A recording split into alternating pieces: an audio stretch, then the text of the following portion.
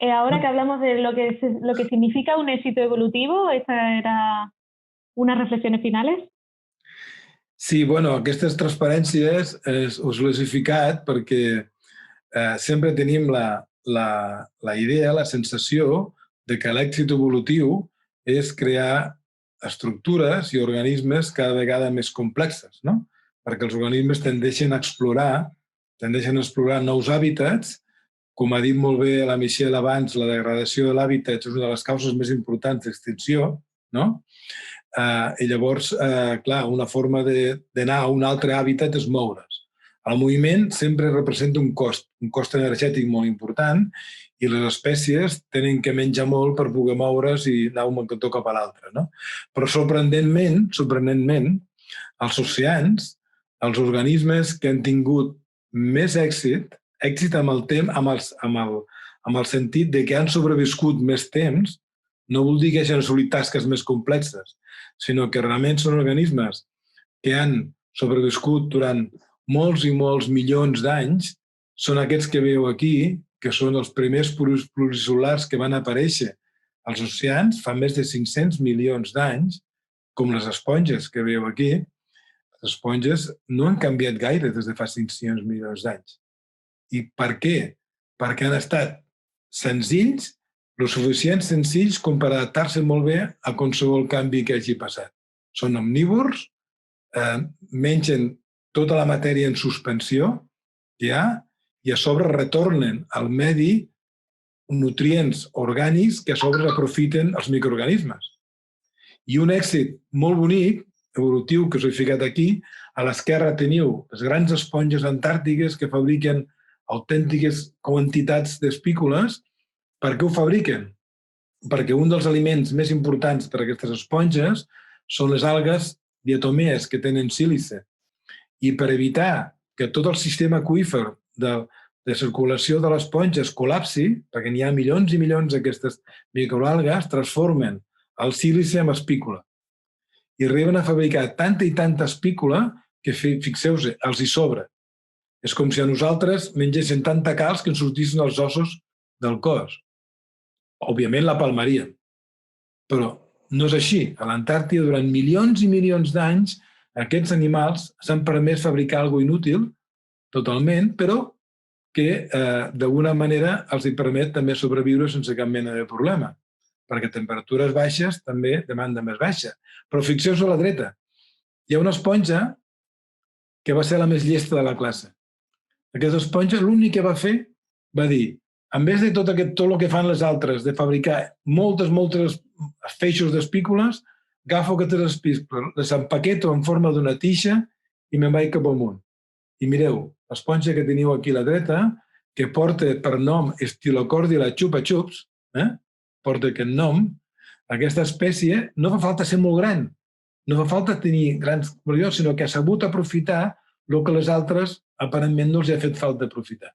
Però aquesta esponja s'està expandint moltíssim a l'Antàrtida actualment. I mireu el nom que té, no? Simplement és un gran invent de la natura, però dintre de la senzillesa. I l'última cosa que hi ha, sempre que hi havia una última transparència, no, una altra abans que aquesta. Aquí. Aquí teniu un altre exemple de que lo senzill també pot tenir èxit.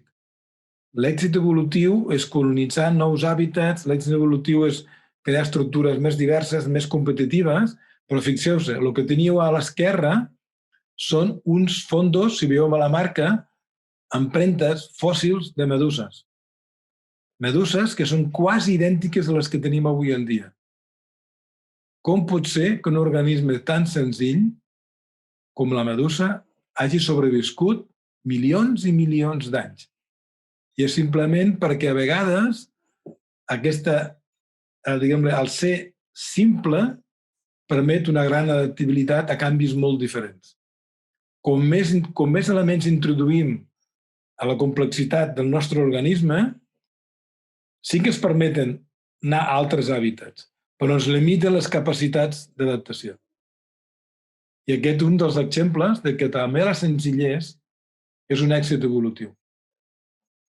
El que teniu a la dreta són els fondos del Càmbric, dominat per aquestes esponges i aquestes meduses, i a sota els fons actuals. No són gaire diferents. O sigui que podríem dir que hi ha dues grans tendències a l'evolució. Conservar la senzillesa per l'adaptabilitat i inventar maneres d'explorar nous hàbitats amb un cost energètic important. És una reflexió.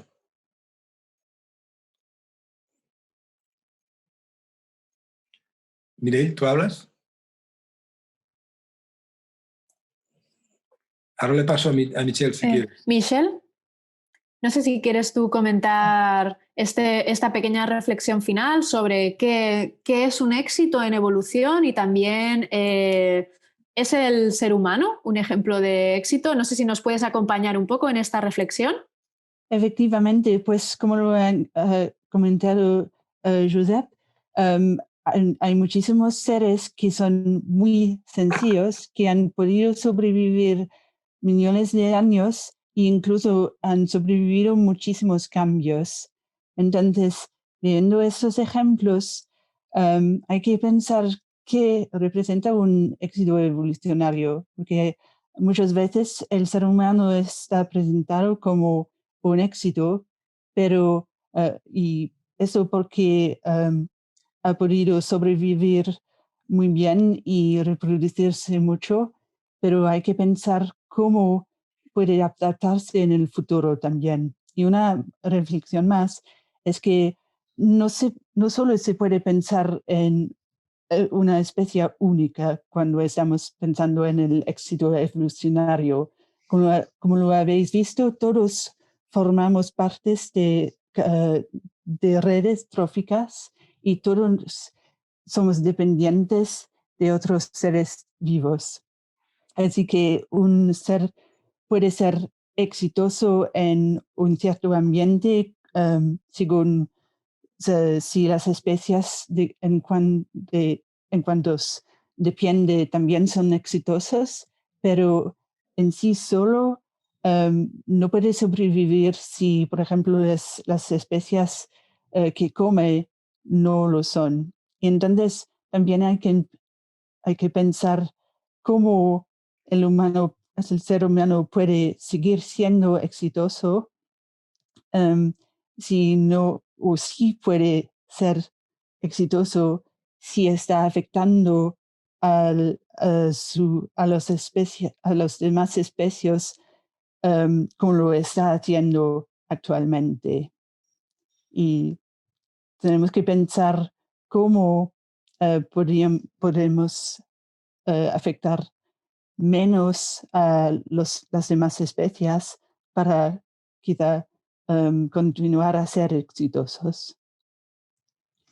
Jo m'agradaria dir una última cosa, amb el sentit de dir l'home és un èxit evolutiu perquè ha pogut pràcticament avui en dia, gràcies a la tecnologia, colonitzar quasi tots els hàbitats possibles que hi ha al planeta.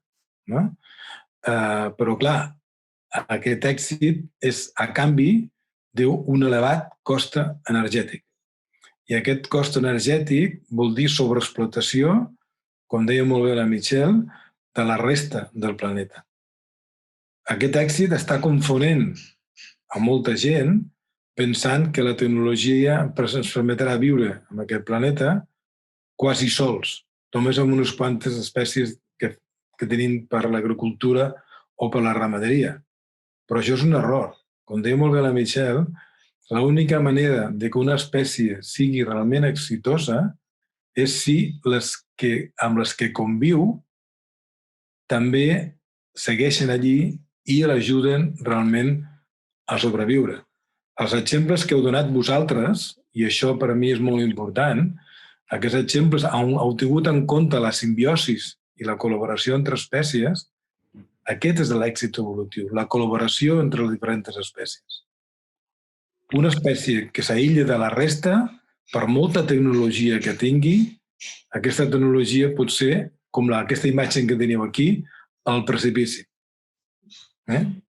Jo crec que els humans no tenim que abusar de la nostra intel·ligència per programar la nostra autoextinció.